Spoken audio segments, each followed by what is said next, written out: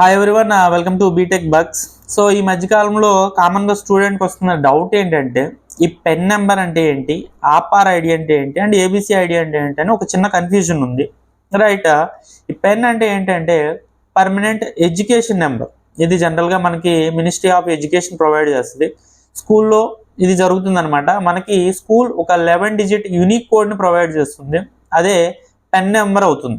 జనరల్గా దీంట్లో ఏం స్టోర్ అయి ఉంటుందంటే స్టూడెంట్ యొక్క పోర్ట్ఫోలియో స్టోర్ అయి ఉంటుంది. అండ్ అలాగే దీనికి సిమిలర్గానే ఆపర్ ఐడి ఉంటుంది.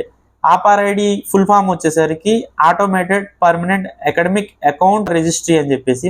ఇది ఒక లైఫ్ టైమ్ అకాడమిక్ ఐడి అనమాట. అండ్ ఒక రకంగా చెప్పాలంటే ఏదైతే ఈ పెన్ ఉందో ఈ పెన్ అనేది ఆపార్కి ఒక బ్యాక్ బోన్ లాంటిది. ఎలా అంటే ఆల్రెడీ ప్రీవియస్ ఉన్న ఇన్ఫర్మేషన్ ఏదైతే ఉందో అది దీంట్లోకి ట్రాన్స్ఫర్ అవుతుంది అనమాట. అలాగే ఈ ఏబిసి అంటే అకాడమిక్ బ్యాంక్ ఆఫ్ క్రెడిట్స్. ఏదైతే మన రిజల్ట్ ఉందో, ఇప్పుడు ఏదైతే ఇంజనీరింగ్ చదువుతున్నారో వాళ్ళ రిజల్ట్ క్రెడిట్ సిస్టంలో పొందుతారు.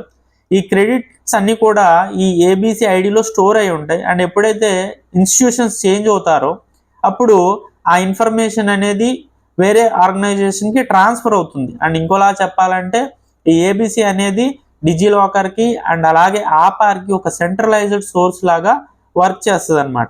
ఇలాంటి మరింత యూస్ఫుల్ కంటెంట్ కోసం లైక్ చేయండి, షేర్ చేయండి అండ్ సబ్స్క్రైబ్ చేయండి. Thank you.